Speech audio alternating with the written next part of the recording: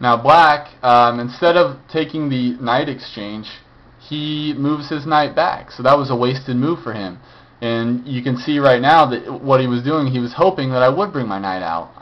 That's the second time that I've declined an exchange. He brought his queen down, I didn't accept that exchange. He forced it.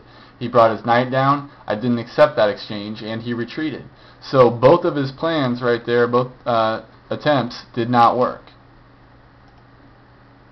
Now I move my knight here back to g3, and you'll see as this game progresses that this game is all about the knights. And I'm actually usually pretty weak with my knights, so I'm pretty pleased with how I played them this game.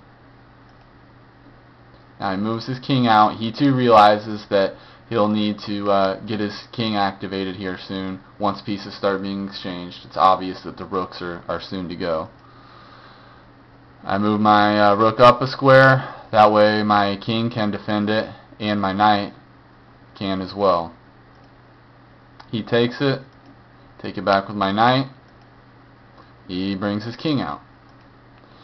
I bring my rook up. I didn't really have an idea of exactly what I wanted to do with that rook, but I wanted to try to get it out a little more, back off the first rank here. I want to try to get it up there so that I could move it to either of these files here, potentially help out with my attack. So that's the reason for that move. Now he moves his rook over. We're still battling it out on that e-file. And now I don't have to worry about being trapped behind my knight here. He's right in front of it and basically just forcing that exchange. I go ahead and take it. My king is perfect position right near the center of the board, as close to the center as it can actually be, because none of these three squares here it can occupy. So it's in the best possible place it can be. And now you can see the whole rest of this game is just two knights, some pawns, and our kings. We're exact even in material, and our development is pretty even as well. So there's really no clear advantage for either side, other than the fact that my king is in the center of the board, his king is on the side of the board, which is not the best place for him to be. And actually that right there is a disadvantage for him. He moves his knight over.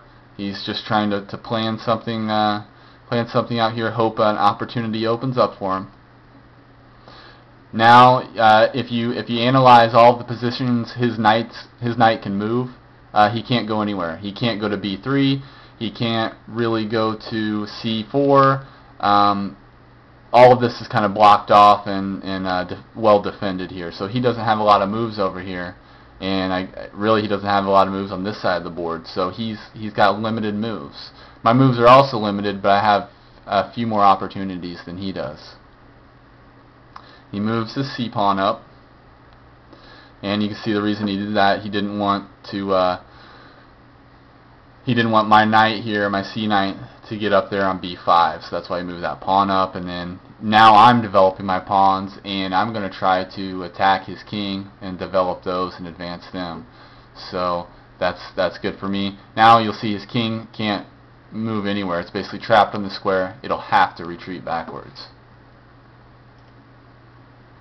Now he's moving his knight over. And you see it's kind of unclear which side the battle is going to take place on. I can go either way. My knights can move this way if they want, or at least that one knight can. My king can go that way, or my king can go this way. So I have the choice of which way I can direct the attack or the defense. He really doesn't, at least as far as his king goes. His king is on that side, and it's going to stay there for a while at least. Now I move my knight over. Now this is even more, creates even more uncertainty for him, because he doesn't know which way I'm going to go, and he has to basically commit to an attack on one side, and then I can prepare for that accordingly. Now he's bringing his pawn up. He's defending right now. He's certainly not attacking. He's just developing a solid defensive position and preparing for me to make a mistake, hopefully. But since he has no attack going, I can really position my knights exactly how I want them. And it seems like we're just kind of moving our knights around willy-nilly, but there's reasons for where we're moving them. Now he goes ahead and moves his king back,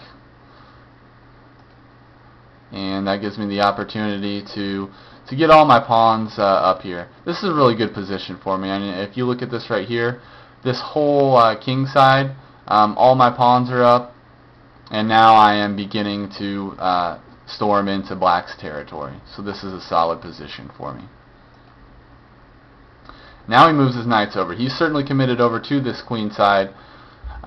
He's got his knights there, and I don't have either of my knights over on that side. But again, because it's knights against pawns, he can't really attack with them because he's going to lose to a pawn. There's no other pieces for him to take or to exchange. So even though it's just two knights against some pawns, the pawns alone are a good defense. And he's kind of trapped his own pawns back there, so he can't use those in conjunction with his knights for an attack.